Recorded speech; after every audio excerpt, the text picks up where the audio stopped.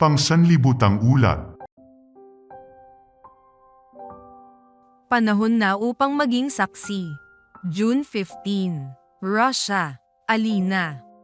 Ang isa sa paboritong bahagi ni Alina sa pagiging estudyante sa Zauksky Christian School sa Russia ay ang annual Christmas program. Sa bawat taon ay may pagkakataon ang 210 na mga bata ng paaralan na sumali sa isang palabas tungkol sa pagkasilang kay Kristo. Ang palabas na ito ay handog nila para sa mga daan-daang mga bata mula sa kanilang bayan ng Zauksky at sa iba pang kalapit na lugar. Natututunan din ng mga batang dumadalo sa pamaskong programa ang paggawa ng iba't ibang mga crafts at umuuwi silang may mga regalong candy. Isa itong mission outreach program na may layuning hipuin ang mga puso ng pag-ibig ni Jesus. Sabik ang bawat isa sa paghihintay sa pamaskong programa. Ito ay isang tradisyon sa Zauksky mula pa noong 2003.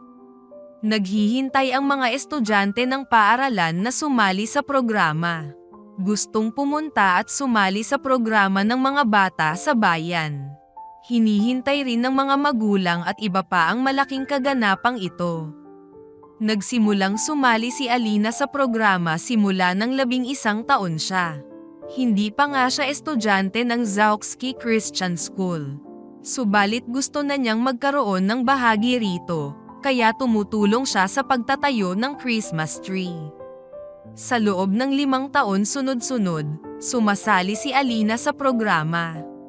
Subalit ng ika-6 na taon, hindi niya tiyak kung magagawa pa niyang sumali. May sakit siya. Nangangamba siyang baka wala siyang sapat na lakas upang pumunta kaya nanalangin siya. O Diyos, bigyan mo po ako ng sapat na lakas upang magbigay luwalhati sa inyong pangalan sa darating na programa. Nadaragdagan ang kanyang kabalisahan habang papalapit na ang petsa ng pagpapasimula ng programa. Nag-aalala siya dahil sa kanyang kondisyon ay baka hindi siya makasali sa programa. Subalit nang dumating ang takdang araw, nakaramdam siya ng perpektong pakiramdam. Perpekto ring natapos ang unang araw. Nawili siyang makita ang mga ngiti ng mga bata at matatanda habang nagpapasalamat sa kanya at sa iba pang mga bata na nakilahok sa programa mula sa paaralan ng Zauksky Christian School. At may isang pamilyang may 4 na anak ang lumapit sa kanya at gusto nilang magpalitrato kasama niya at pumayag naman siya. Pagkatapos, nagtanong ang ina, bakit ginagawa ninyo ang programang ito at gumugugol ng maraming oras at pera para sa mga estranghero? Nanatiling walang kibo si Alina ng ilang sandali, at pinag-isipan kung paano ito sasagutin.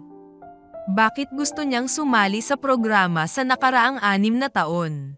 Sa wakas, nagsalita siya. Bawat taong tunay na umiibig sa Diyos ay umiibig din sa kanyang kapwa at gustong ibahagi ang pag-ibig ng Diyos sa pamamagitan ng paggawa ng mabuting gawain. Yan ang sinagot ni Alina sa nagtanong na ina. Nakipag-usap si Alina sa pamilya ng mahabang oras. Sinabi niya sa kanila ang tungkol sa Zauksky Christian School at sa Seventh-day Adventist Church. Sinabi rin niya ang tungkol sa Pathfinder at Adventurer Club sa kanilang iglesia at inanyayahan ang mga bata na sumali. Dinala ng mga magulang ang kanilang mga anak na lalaki na nasa edad ng Pathfinder sa una at ikalawang pagpupulong. Subalit pagkatapos noon ay hindi na sila bumalik.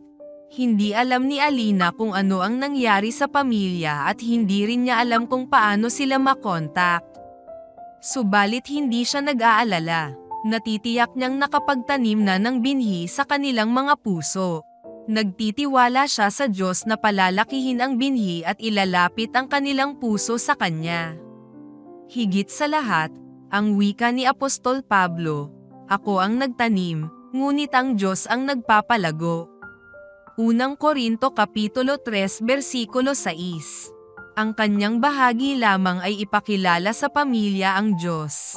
Ito ang una kong pagtayo bilang saksi para sa Diyos. Ang sabi ni Alina, Napakagandang binigyan ako ng Diyos ng lakas at gumaan ang pakiramdam upang makipag-usap sa kanila. Masaya akong maipakita ang kanyang pag-ibig sa iba. Idinagdag pa ni Alina na natutunan niyang mahalaga ang hindi pagkatakot sa pagsasalita ng tungkol sa Diyos. Kahit biguin tayo ng ating lakas, malapit ang Diyos at bibigyan tayo ng kalakasan, ang wika niya. Kailangan nating maniwala sa Kanya. Salamat sa inyong 13th Sabbath offering noong 3 taon na ang nakaraan na nakatulong sa pagtatayo ng bagong gusali para sa Zauksky Christian School sa Zauksky, Russia.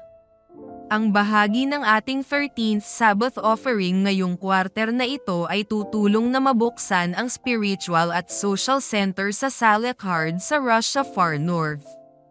Salamat sa inyong plano ng masagana at malayang handog sa ika-29 ng Hunyo.